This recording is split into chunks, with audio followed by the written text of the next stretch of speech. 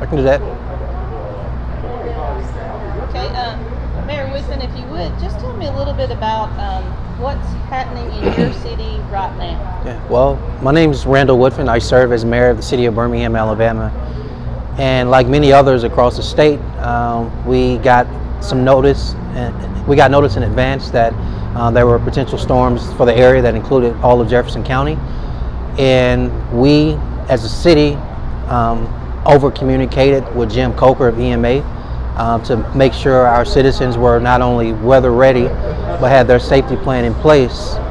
To our surprise, actually, an F1 actually touched down in the Southeast Lake, Roebuck and Roebuck Springs area, with a significant amount of damage actually caused by trees, not necessarily the storm coming through taking up homes, but trees either landed on top of homes, landing in homes, or something of that nature, which included decreasing access on roadways, etc. We're happy to report that no one was physically hurt, and even happier to report that there were actually no fatalities. But with the sheer amount of structural damage to well over 100 homes, we're actually shocked and surprised. So there are many residents and citizens who are still out of power, but in the space we're in now, I'm happy to say that between Thursday there was a first and secondary search, and Friday there was an actual third search, and so again, no one was hurt or harmed, and all lives have been accounted for.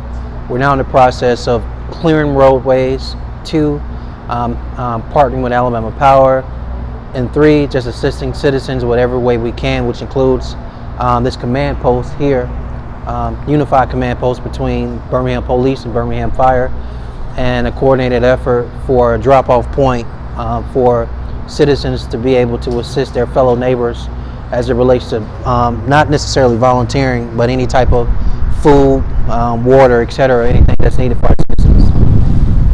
Tell us a little bit about this assistance that's going on here right now at this church, at Eastside Baptist Church. We've seen several lines and all lined up where people are coming up. They have signs in their cars for relief, and then they also have can get different supplies. Yeah, well, one, let me thank Eastside Baptist for opening up their doors, their parking lot, and their entire church facility to the community. I will tell you what I've personally seen, not just from this church, but I had a chance to assess and view the site with my own eyes. And neighbors are helping neighbors. Neighbors are using their own equipment to cut down trees in the middle of the street because our city workers haven't been able to get to a certain street yet, and helping their neighbor get out to be able to get out of their home. So I'm very proud of our community for stepping up and showing out to assist, which includes Eastside Baptist.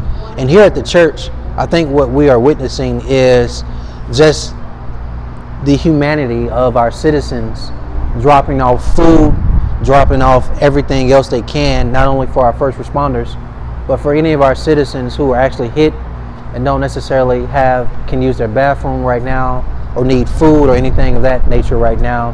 It's here at Eastside Baptist for anyone who's been a witness, who's been, I guess, a victim, or been in a position to help. As far as our first responders, they can stop, they can come here, and they can make sure they receive what they need. Back over here. Okay.